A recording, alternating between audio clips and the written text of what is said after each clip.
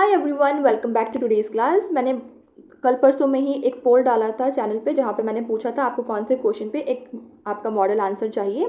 क्योंकि बहुत सारे बच्चे हैं जिन्होंने जो ग्रेजुएशन थी वो नॉर्मल बीए में करी थी या फिर किसी और सब्जेक्ट में करी थी, और अब वो मास्टर्स कर रहे हैं इंग्लिश में। तो जब आप मास्टर्स इंग्लिश में कर रहे हो तो आपका जो राइटिंग स्टाइल है वो डिफरेंट हो जाता है, अगर आपका बैकग्राउंड अलग रहा है तो। क्योंकि जब आप नॉर्मल आंसर लिखते हो किसी और सब्जेक्ट में, वहाँ पे आप बुलेट पॉइंट यूज़ करते हो, वहाँ पर आप सब टाइटल यूज़ कर रहे हो, टाइटल यूज़ कर रहे हो, अच्छे से हेडिंग डाल डाल के लिखते हो। लेकिन लिटरेचर में ऐसा नहीं होता है। तो उन सभी बच्चों के एक दो को मेरे पास ऐसे कमेंट थे जहाँ पे वो बोल रहे थे, तो ये वीडियो मेनली उसी चीज़ के लिए है। तो आज की क्लास में हम करेंगे हैमलेट के ऊपर क्वेश्चन, क्योंकि हैमलेट के ऊपर सबसे ज़्यादा वोट आए थे। तो इसको हम करते हैं। देखो, कोई भी क्वेश्चन है ना, सबसे पहले उसको ये देखो कि वो पूछ क्या रहा है। ठीक है, ये बहुत ही बेसिक है, आपने हर बार सुना होगा। आप बोलोगे कि यार ये तो मैंने पहले भी सुन रखा है, कुछ काम का बताओ। तो देखो, वो चीज़ हम प्रोसीड करेंगे फर्दर, लेकिन आप पहले सुनो कि यहाँ पे क्या, इसको ब्रेक डाउन कर दो। क्या पूछ रखा है? सोलिलोक्वीज पूछ रखी है ना, ट्रैजिक फ्लॉ पूछ रखा है। किसका पूछा है? हैमलेट का पूछा है। अब सबसे पहले आपको ये पता होना चाहिए सोलिलोक्वी क्या होता है ना, ब्रेक डाउन करना है, ट्रैजिक फ्लॉ क्या होता है। अब अपने माइंड में ना एक बार मैप बनाओ। ऐसा नहीं है कि पेपर आते ही आपने लिखना शुरू कर दिया। आपको जितने पेजेस लिखने हैं, 4 पेजेस 5 पेजेस, वो आपके ऊपर है, आप कितना लिख सकते हो, आपका टाइम कितना अलाउ कर रहा है, आपकी शीट कितना अलाउ कर रही है। उस सबसे पहले इंपॉर्टेंट चीज़ यही होती है कि अपने माइंड में ना या फिर साइड में एक रफ पेपर पे छोटा छोटा लिखो कि क्या क्या चीज़ें आपको ऐड करनी है उसमें।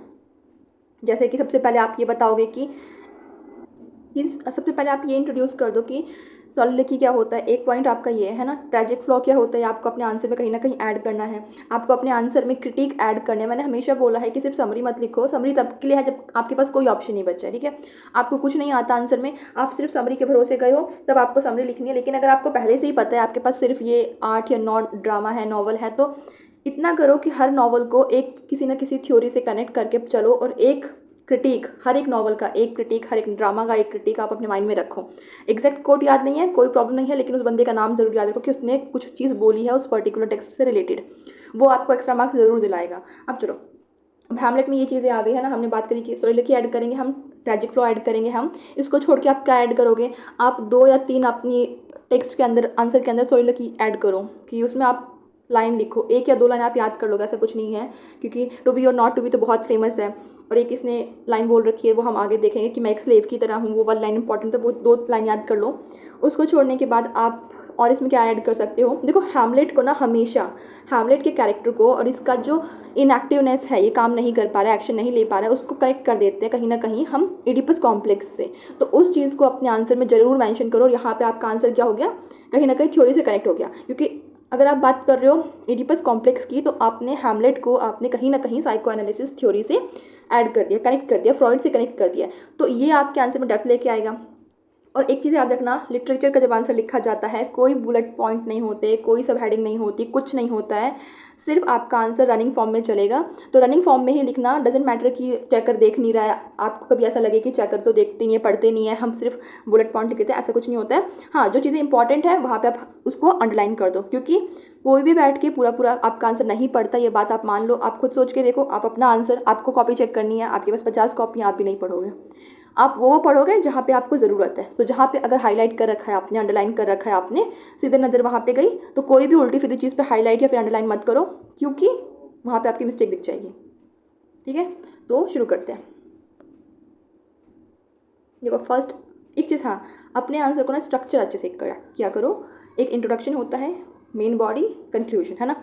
इंट्रोडक्शन में मुद्दे की बात किया करो, यहाँ वहाँ की बातें नहीं किया करो, और समरी नहीं लिखना शुरू कर दिया करो वहीं से। इंट्रोडक्शन की तरह होना चाहिए, थीसिस का जैसे आपका आइडिया हो तो वैसा हो। तो इंट्रोडक्शन बिल्कुल टू द पॉइंट होना चाहिए। अब देखो, स्टार्ट करते हैं अपने आंसर को। इसमें क्या बोल रखा है कि हैमलेट का जो सोलिलोक्वी, मतलब इन शेक्सपियर्स हैमलेट, हैमलेट लिख दिया, हैमलेट की नीचे मैंने अंडरलाइन कर दी। ठीक है, the soliloquy serve as a vital dramatic device, क्योंकि सोलिलोक्वी होता क्या, एक ड्रामेटिक डिवाइस होता है that illuminate the inner landscape of the protagonist troubled psyche. ठीक है, अब देखो, ये आंसर मैंने आपको प्रोवाइड किया, तो एक आंसर तो आपका बन गया। यहाँ से जो चीज़ आपको मिल रही है वो आप लेते चलो। कुछ इंपॉर्टेंट टर्म्स यूज़ करना अपने आंसर में ज़रूर सीखो, क्योंकि जैसे कि ट्रबल्ड साइकी हो गया, अगर हैमलेट का क्वेश्चन है तो ट्रबल्ड साइकी कहीं पे यूज़ कर दो, कहीं पे उसका ट्रैजिक फ्लॉ यूज़ कर दो, ट्रैजिक फ्लॉ ये वाला यूज़ कर दो, कहीं पे उसकी प्रोक्रेस्टिनेशन को ऐड कर दो, कहीं पर उसकी जो इनएक्टिवनेस है, ये इनएक्शन की जो बात है, इनको ऐड कर दो। ये कहीं ना कहीं आपका आंसर बहुत ज़्यादा कैची बना देगा, क्योंकि वो टर्म्स इंपॉर्टेंट है। अब आगे पढ़ते हैं, क्योंकि मेन मुद्दा क्या है कि वो काम नहीं कर पा रहा है ना, वो एक्शन नहीं ले पा रहा है, तो ट्रबल्ड साइकिल को शो कर रखा है उसने। और वो शो कैसे हो रहा है, उसकी सोलिलोक्वीज के थ्रू। हमें नहीं पता ना कि वो क्यों नहीं कर पा रहा है, एक्शन क्यों नहीं कर पा रहा है, लेकिन वो जो लाइन्स बोल रहा है उसके थ्रू में पता चलता है।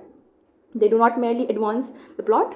ऐसा नहीं है कि सोलिलोक्वी का मतलब सिर्फ वो एडवांस कर रहा है, प्लॉट को आगे बढ़ा रहा है, बट वो क्या दे रहा है, एक प्रोफाउंड इंट्रोस्पेक्शन दे रहा है उसके ह्यूमन कैरेक्टर के अंदर, जो हैमलेट का कैरेक्टर है उसके अंदर, उसके ट्रैजिक फ्लॉ को शो कर रहा है। ट्रैजिक फ्लॉ हमने यहाँ पे यूज़ कर लिया।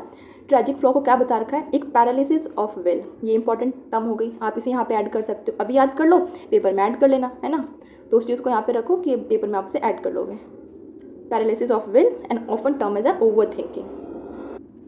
और ये क्या कर रही है, ये चीज़ें क्या कर रही है, एंड दीज सोलिलोक्वीज क्या कर रही है, lay bare his oscillation between action and inaction. सबसे मेन टर्म पूरे ड्रामा में सबसे इंपॉर्टेंट क्या है, एक्शन और इनएक्शन। इनएक्टिविटी, वो काम नहीं कर पा रहा है, वो एक्शन नहीं ले पा रहा है। Emotion and intellect, consciousness and duty, वो मारना तो चाहता है ना, कॉन्शियसनेस उसे मारने नहीं दे रही, लेकिन ड्यूटी क्या है उसकी कि वो अपने अंकल का मर्डर कर दे, लेकिन उसकी कॉन्शियसनेस मना कर रही है।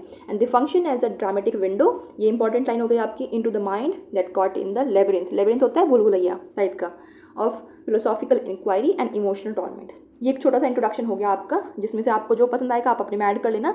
लेकिन ये चीज़ें अब देखो, इंट्रोडक्शन में हर एक चीज़ ऐड हो गई है, हर एक चीज़ यहाँ पे ऐड हुई। अगर हम देखें तो आप कोई भी चीज़ अगर यहाँ पे देखोगे कि हमने सोलिलोक्वी की बात करी, उसका मतलब क्या होता है, वो क्या काम करेगा, है ना, वो होता क्या है, ट्रैजिक फ्लॉ क्या है उसका, ये हो गया, वो इनएक्टिव है, काम नहीं कर पा रहा है। वो स्पेसिफिक सोलिलोक्वी क्या कर रही है, वो एक ड्रामेटिक विंडो दे रही है ताकि हमें उसके माइंड का पता चले। एक ट्रबल्ड साइकी है उसकी, वो शो कर रखी है। तो हर एक चीज़ आपकी एक इंट्रोडक्शन में आ गई। अब आगे बढ़ते हैं। अब देखो, क्योंकि आप ट्रैजिक फ्लॉ की बात कर रहे हो, ट्रैजिक फ्लॉ की बात किसने करी, एरिस्टोटल ने करी है, तो वहाँ से कनेक्ट कर दो उसे कि चक्कर को समझ में आए कि ठीक है तुम्हें उसके बारे में पता है। ऐसा नहीं कि सिर्फ आपने ड्रामा पढ़ लिया, आपको बेसिक पता है कि किस तरीके से ड्रामा इमर्ज हुआ है। According to the Aristotelian concept of tragedy, a tragic hero is defined by hamartia. उसके अंदर एक हमार्शिया होता ही होता है।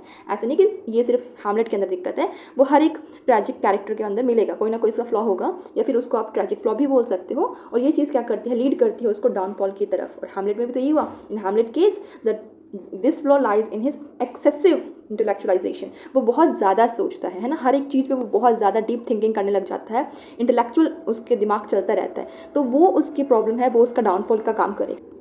आगे लिखा है कि ही सीक्स मोरल सर्टिट्यूड, कि वो ना मोरल की तरफ, मोरालिटी की तरफ ज़्यादा इंक्लाइन हो रखा है in a corrupt world and hesitate to take decision और action, specially in avenging his father's murderer. अब यहाँ पे देखो, आपको ये बात समझ में आ गई कि प्रॉब्लम कहाँ पे है। प्रॉब्लम ये है कि वो उसका जो झुकाव है वो मोरल की तरफ ज़्यादा है, मोरालिटी की तरफ ज़्यादा है, लेकिन वर्ल्ड कैसा है, वर्ल्ड आपका करप्टेड है। तो करप्टेड वर्ल्ड के लिए आपको भी करप्टेड होना पड़ेगा। तभी वो एक लास्ट में एक लाइन बोलता है कि आज से मेरे जो थॉट्स हैं वो सिर्फ ब्लडी ही रहने वाले हैं, मैं कुछ भी इनोसेंट नहीं सोचूंगा। लेकिन वो बहुत देर हो चुकी होती है तब ये ऐसी बात बोलता है। अब आगे चलते हैं। इन इज फर्स्ट मेजर सोलिलोक्वी, इसमें क्या बोल रहा है, ओह that this too solid flesh would melt reveals his melancholic temperament and disillusionment with the moral decay around him। ये वाली लाइन ना वो तब बोलता है जब फर्स्ट लाइन, मतलब इसकी फर्स्ट सोलिलोक्वी ही है, और यहाँ पे वो एक लाइन बोलता है कि अगर सुसाइड करना कोई क्राइम नहीं होता ना तो वो अपने आप को मार देता। ठीक है, यहाँ पे वो फर्स्ट लाइन यही बोलता है। तो यहाँ पे वो दिखा रहा है कि किस तरीके से वो डिसइल्यूजनमेंट हो चुका है उसके माइंड में, क्योंकि उसके आसपास में वो चीज़ें जो देख रहा था, उसकी मदर ने शादी कर ली उसके अंकल से, वो चीज़ों की यहाँ पे रेफरेंस हो रखी है। इसका जो ग्रीफ हो गया है एविडेंट है इंस्टेड ऑफ एक्टिंग, लेकिन यहाँ पे वो एक्शन नहीं ले रहा है। वो क्या कर रहा है, वो फिलोसॉफिकल चीज़ों के अंदर, एब्स्ट्रैक्शन, उस फिलोसॉफिकल चीज़ों के अंदर वो इन डेप्थ में जा रहा है, सिंक हो रहा है उसके अंदर। और वो कर्ज कर फ्रैलिटी को, मतलब कि जो विमेन है वो हमेशा वीक ही होती है, अपनी मदर को कर्ज कर रहा है। अरे उसको वहाँ पे एक्शन लेना था, लेकिन वो यहाँ पे क्या कर रहा है, वो कुछ और कर रहा है, अपनी मदर को कर्ज करता है जिन्होंने अंकल से उसकी शादी कर ली है जस्ट उसके हस्बैंड की डेथ के बाद ही। अब यहाँ पे जो इसकी बिटरनेस है वो दिखा रखी है सीधी सीधी, लेकिन ये क्या है, इसकी कोई डायरेक्शन नहीं है। और इसकी डायरेक्शन नहीं, ये क्या शो करता है, उसकी इनर फ्रेजिलिटी को। अब फ्रेजिलिटी क्या होता है, फ्रेजाइल नेचर समझते हो आप, डेलिकेट, बहुत ज़्यादा, मतलब कोई चीज़ बहुत ही नाजुक सी जो टच करो टूट जाएगी, ऐसी। इसके अंदर हीरोइक चीज़ें नहीं हैं, अभी तक ऐसे दिख रहा है। अब आगे चलते हैं। आपने एक सोलिलोक्वी मेंशन कर दी, अभी आपको 2-3 और मेंशन करनी है। यहाँ पे क्या कह रखा है, लेटर इन द सोलिलोक्वी, जहाँ पे वो बोलते हैं ये इंपॉर्टेंट है, इसको याद रख लेना, कर लेना, मतलब 1-2 तो याद करोगे ना, इसको कर लेना। ओह व्हाट अ रोग एंड पेजेंट स्लेव एम आई। यहाँ पे वो बोलता है कि मतलब मैं ना एक्शन नहीं ले पा रहा हूँ, मैं कैसा हूँ, एक कॉवर्ड की तरह हूँ, मैं कोई काम नहीं कर पा रहा हूँ। तो वहाँ पे ये बोलता है कि मैं एक स्लेव की तरह हूँ, मेरे अंदर कोई भी पावर नहीं है। क्या करते हैं यहाँ पे, अपने आप को कंपेयर कर रहा है प्लेयर्स से। याद है आपको वो, क्योंकि play with in the play जो होता है, माउस ट्रैप होता है, द मर्डर ऑफ गोंजागो, तो वहाँ पे अपने आप को बोल रहा होता है कि मैं क्यूबा की तरह हूँ, मैं काम नहीं कर पा रहा हूँ। तो उसका जो जो इनएक्शन है, उसकी जो इनएक्शन है वो अपने आप को कॉवर्ड बोलता है, अपनी इनएक्शन के बारे में बोलता है, फिर भी वो अभी तक भी कुछ करेगा नहीं। तो वो जो ना करने का उसका काम ना, इनएक्टिवनेस की जो बात है, तो वही उसका ट्रेजिक फ्लॉ है, उसी को आपको प्रूव करना है। यहाँ पर भी इंस्टेड ये क्या करता है, काम करने की जगह, एक्ट करने की जगह क्या करता है, एक प्लॉट बनाता है, माउस ट्रैप बनाता है, कंफर्म करने के लिए कि उसके अंकल गिल्टी हैं या नहीं है। और एक बार फिर से आप क्या देखोगे कि फिर से इसे प्रूफ चाहिए और फिर से चीज़ों को डिले कर रहा है, और फिर से ये क्या कर रहा है, प्रेफर कर रहा है साइकोलॉजिकल मैनिपुलेशन को, कि अब वो अपने अंकल को मैनिपुलेट करेगा, उसको उसका फेस देखेगा कि वो कैसा है, वो उसे गिल्टी है या वो नहीं है, लेकिन ये फिजिकल कोई एक्शन नहीं कर रहा है। ठीक है। And most famous soliloquy, to be और not to be, that is the question, ये तो सबको याद ही होगा जो भी लिटरेचर में है। ये उसको दिखाता है एग्जिस्टेंशियल क्राइसिस को, सुसाइड का जो फियर है, वो जो फियर होता है ना आफ्टर डेथ का जो फियर है, वो सारी चीज़ों को यहाँ पे डील कर रहा है। और यहाँ पे क्या एडमिट करते consciousness does make coward of us, या जो चीज़ें हमें पता होती है ना वो हमें बुज़दिल बना देती है, कायर बना देती है, क्योंकि वो कहते हैं कि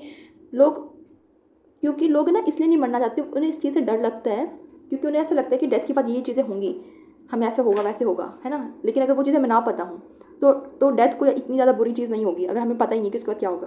तो उसकी वो यहाँ पे बात करता है। अब यहाँ पर दस naming his tragic flaw his consciousness, उसके जो कॉन्शियसनेस है ना, उसका जो फिलोसॉफिकल माइंड है, वो उसका मेन ट्रैजिक फ्लॉ है, जो कि बना देता है रीज़न जिसकी वजह से वो एक्ट नहीं कर पाता। और ये जो सॉलिडिटी प्रेजेंट करती है इसको एज अ टिपिकल रिवेंजर की तरह नहीं, बल्कि कि मॉडर्न थिंकर की तरह। और ये वाली बात हमने लास्ट क्लास में करी थी, है ना, याद, अगर आपको याद होगा तो हमने बात करी थी कि रेनेसां में किस तरीके से जो मॉडर्निस्ट कैरेक्टरिस्टिक्स हैं वो है, उसमें हमने बात करी थी कि जो हैमलेट है उसकी जो थिंकिंग है, वो एग्जिस्टेंशियल जो क्राइसिस है वो मॉडर्निज्म को शो कर रहा है। तो वो चीज़ आप यहाँ पे मेंशन कर सकते हो कि ये जो थिंकिंग है ना, टू बी और नॉट टू बी, या फिर कॉन्शियसनेस की, एग्जिस्टेंशियलिज्म की, वो सारी चीज़ें, जो बर्डन जो एक्जिस्टेंस का है, वो सारी चीज़ें क्या है, हमारी मॉडर्न की चीज़ें हैं। फाइनल सॉलिडिटी आती है, जहाँ पे ये एक लाइन दे रखी है, यहाँ पे फोर्टिनब्रास को बोल रहा है वो, ठीक है। अब फोर्टिनब्रास का कैरेक्टर इंपॉर्टेंट इसलिए है क्योंकि फोर्टिनब्रास फॉल की तरह काम करता है हैमलेट की। हैमलेट कोई भी काम नहीं कर पा रहा है, उसको पता है, वो फिर भी एक्शन नहीं कर पा रहा है। और फोर्टिनब्रास किसके लिए, सिर्फ एक ऑनर के लिए पूरा युद्ध करने को तैयार है। उसके फादर को मार दिया था ना, उसके फादर को मार के उनकी एक ज़मीन ले ली थी, उनका एक टेरिटरी कब्जा कर लिया था, मतलब ले लिया था। सिर्फ उस ऑनर के लिए फोर्टिनब्रास लड़ने को तैयार है। यहाँ हैमलेट को पता है उसके अंकल ने डेथ मतलब मारा है उसके डैड को, फिर भी वो नहीं कर रहा है कुछ। तो वो एक, इसके बाद उसके अंदर एक सेंस आएगी, एक शेम आएगा, हैमलेट के अंदर एक शेम आएगा, फिर वो बोलेगा from this time forth my thoughts be bloody and be nothing worth, कि सिर्फ मेरे थॉट्स होंगे ब्लडी होंगे, लेकिन अब तक चीज़ें क्या है, काफ़ी चेंज हो चुकी है, लेट हो चुकी है। और ये वाली जो सॉलिडिटी है वो लेके आती है कि ट्रेजिक आर्क इसके अंदर क्या प्रॉब्लम थी, क्योंकि ये अनेबल था एक ब्रिज बनाने में, किस चीज़ में जो गैप है ना, ये थॉट और एक्शन, सोचा उसने बहुत कुछ लेकिन वो कुछ कर नहीं पाया। ये था आपको, सिर्फ 3 सॉलिडिटी आपने बताई, आपने उसे मेंशन कर दिया। अब इसको कनेक्ट करो थ्योरी से, ठीक है। थ्योरी वाला पार्ट ना हमेशा आंसर के लास्ट में लेके आओ। अब यहाँ पे हम इसको कनेक्ट कर देते हैं कि साइकोलॉजिकल अगर हम देखें, क्योंकि साइकोलॉजिकल जो डिले कर रहा है ना वो, तो इसको इंटरप्रेट किया गया अलग अलग तरीके पर, जैसे कि फ्रॉइडन की साइको एनालिसिस से। अब अर्नेस्ट जोन्स, जिन्हें भी लास्ट हमने देखा कि मतलब अभी 1-2 मंथ पहले उन्हें अवार्ड मिला है, आई गेस नोबेल प्राइज़ मिला है, नहीं सॉरी पुलित्ज़र प्राइज़ मिला है, क्योंकि उन्होंने एक नॉवल लिखी है जो कि हकलबरी फिल्म में जो जिम का कैरेक्टर है उसके पॉइंट ऑफ व्यू से लिखी गई है, तो उसको अवार्ड मिला है। तो ये क्या बोल रहे हैं, ये बोल रहे हैं फ्रॉइड, क्योंकि फ्रॉइड की तरफ से, मतलब अगर साइकोएनालिसिस की हम बात करें वहाँ से सोच के इन्होंने एक बात बोली है कि जो हैमलेट का जो इनएक्शन है वो क्यों है, क्योंकि उसमें इडिपस कॉम्प्लेक्स की एक प्रॉब्लम है। वो क्लॉडियस को इसलिए नहीं मारता क्योंकि कहीं ना कहीं क्लॉडियस ने क्या किया, उसके फादर को मार के उसकी मदर से शादी कर ली। और वो जो इडिपस कॉम्प्लेक्स का आइडिया होता है कि एक मेल चाइल्ड है वो अपने डैड को मारना चाहता है, डैड को मार के अपनी मदर से शादी करना चाहता है। तो वो जो आइडिया है वो इसके अंदर था, और इसीलिए जब उसे ये समझ में आया, उसको ये रियलाइज़ होता है कि क्लॉडियस कहीं ना कहीं उसकी रिप्रेस्ड डिज़ायर का ही, जो उसकी रिप्रेस्ड फीलिंग थी, विशेष थी, उसी का एक कहीं ना कहीं बॉडीमेंट है। तो उसको गिल्ट होने लगता है, एक डिस्गस्टेड फीलिंग आती है उसे उस रिकग्निशन से, और इसलिए वो ऑब्जर्व करते हैं कि ये जो चीज़ें हैं ये उसको क्या बना देती हैं, ये उसको ड्राइव करती है, उसका रिवेंज नहीं लेने देती है। रिवेंज जो है वो रिप्लेस हो जाता है सेल्फ रिप्रोचेस से, जब उसको समझ में आता है कि मोरल रिफ्लेक्शंस हो रहे हैं, और उसके पैरालाइज कर देते हैं उसके मेलनकली को। तो ये हो गया कि इसलिए वो नहीं मारता है। या आप इसे पढ़ लेना, मतलब मैं आपको पूरा समझा रही हूँ कि क्या क्या आपको ऐड करना है, आंसर आपके सामने रहेगा, आप उसे पढ़ना आराम से, मैं इसे प्रोवाइड भी कर दूँगी, नहीं तो आपको मैं दे दूँगी छोटा करके, आप स्क्रीनशॉट ले लेना भी, ठीक है। अब लास्ट में आप 2-4 क्रिटिक ऐड कर दूँ अगर याद है तो, ठीक है। जैसे कि टी.एस. एलियट सबको याद होंगे, क्योंकि थ्योरी के सेक्शन में आते हैं, जहाँ पर उन्होंने बोला कि हैमलेट एक वो हमारा आर्टिस्टिक फेलियर है। ए.सी. ब्रैडली का नाम याद कर लो, इंपॉर्टेंट है। ए.सी. ब्रैडली ने क्या बोला है, ये हैमलेट एक ऐसे वर्ल्ड में था जो कि टॉर्न है, मतलब टुकड़ों में बटा हुआ है, सोल और एक नोबल सोल, क्योंकि हैमलेट की सोल नोबल है, वो चाहता नहीं है वो सब करना, तभी तो उसके दिमाग में चीज़ें आती हैं ना, क्योंकि वो सोचता बहुत है। वो एक ऐसे वर्ल्ड में है जो डिजीज्ड है, करप्टेड नेचर है, करप्टेड वर्ल्ड है हमारा, उसके बीच में फंसा हुआ है, और यही उसकी मेन प्रॉब्लम है। कोल्ड्रिज का ऐड करना है तो यहाँ पे मैंने 2-3 दे दिए हैं, आपको जो ऐड करना होगा ईजी लगेगा वो ऐड कर लेना। हेरोल्ड ब्लूम का भी है, टी.एस. एलियट आपको याद रहेगा, ए.सी. ब्रैडली याद कर लेना, एक याद कर लोगे आपका काम चल जाएगा। अब आप अपना एक कंक्लूजन लिख रहे हो तो कंक्लूजन में क्या है कि सॉलिडिटी क्या है, सिर्फ मेयरली एक एक्सप्रेसिव डिवाइस नहीं है, वो एक्सपोजिटरी है, चीज़ों को शो कर रहा है, उसके कैरेक्टर को शो कर रहा है। क्योंकि बिना सॉलिडिटी के आप सोचो कि कैरेक्टर का हमें पता नहीं चलता, हैबिट क्या उसका हमें नहीं पता चलता, और वो एक ऐसी चीज़ है जिससे कि कोई भी जो बंदा है वो हट नहीं रहा है ना, उसका जो माइंड है वो हमेशा उसे शो कर रहा है, एक टायरनी है उसके माइंड की उसे शो कर रहा है, उसका जो फ्लो है वो मोरल नहीं है, ऐसा नहीं है कि वो कर नहीं पा रहा है, ऐसा नहीं है कि वो वीक है, ऐसा नहीं है कि वो कॉवर्ड है, लेकिन उसके वो जो ओवर डेवलपमेंट है ना, मोरल चीज़ें जो हैं, मोरल फैकल्टी है, फिलोसॉफिकल चीज़ें हैं, वो उसको हावी हो रही हैं। और वो क्यों हो रही है, क्योंकि वो जो पर्सन है वो ज़्यादा चीज़ें सोचता है, अब सोचेगा तो इंटरेक्शन तो होना ही होना है, तो ये चीज़ें हैं उसमें, लेकिन एक ऐसे वर्ल्ड में, लेकिन वो चीज़ें कहाँ पे हैं, एक ऐसे वर्ल्ड में जो डिमांड करता है ब्रूटल चीज़ों को, ब्रूटल एक्शन को डिमांड करता है, एक ऐसा वर्ल्ड, वहाँ पे वो चीज़ें मोरल तरीके से सोच रहा है। ये इसका मेन प्रॉब्लम है, ये इसका मेन ट्रैजिक फ्लॉ है जो उसके कैरेक्टर को शो कर रहा है। ट्रैजिक फिगर है ये, ऐसा नहीं कि सिर्फ ट्रैजिक फिगर है इसलिए नहीं कि वो रिवेंज नहीं ले पाया, बल्कि इसलिए क्योंकि वो बहुत ज़्यादा सोचता है। तो वो जो आइडिया है ना डीप थिंकिंग की, इन एक्शन की, उसको रिपीट करना एक बार लास्ट में, कोई भी नया पॉइंट ऐड नहीं करना यहाँ पे। जो थिंक बहुत ज़्यादा करता है, डिले बहुत ज़्यादा करता है, उसकी सॉलिडिटी वो है वो रिवील करती है उसके किसको, heart of the play and also the soul of the tragedy. तो ये आपका आंसर था। अब आप सोचो उसमें आपने क्या क्या ऐड किया। आपने सॉलिडिटी के बारे में बता दिया स्टार्टिंग में, है ना, फिर आपने 3 सॉलिडिटी के एग्जांपल दे दिए, फिर आपने उसको कहीं ना कहीं फ्रॉइड से कनेक्ट कर दिया कि फ्रॉइड ने, हमारे एर्नेस्ट जोन्स ने कैसे बात कर रखी है उसके बारे में, इडिपस कॉम्प्लेक्स का आइडिया आ गया। उसके बाद आपने ये भी बता दिया कि ए.सी. ब्रैडले है या फिर टी.एस. एलियट, उन्होंने क्या बोल रखा, लास्ट में आपने कंक्लूजन दे दिया। तो आपका पूरा आंसर हो गया, हर एक चीज़ अपने टाइम पे आई है ना। तो ये आपका एक मॉडल आंसर हो गया। आप ऐसे अपने सारे आंसर लिख सकते हो, मैं आपको प्रोवाइड करती हूँ ऐसे, आप इसका एक बार स्क्रीनशॉट ले लेना, जिसको लेना होगा ले लेना। अदरवाइज़ क्योंकि मैं फिर प्रोवाइड करती हूँ व्हाट्सएप के ग्रुप पे कोई भी चीज़ जो होती है वो सिर्फ आई गेस 20-25 डेज़ तक ही रहती है, उसके बाद रहती नहीं है। इसको ले लो, मैं उसके बाद दूसरा पेज पलटती हूँ।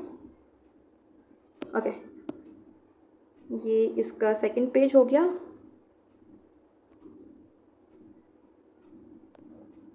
और ये इसका थर्ड पेज, और ये इसका लास्ट पेज।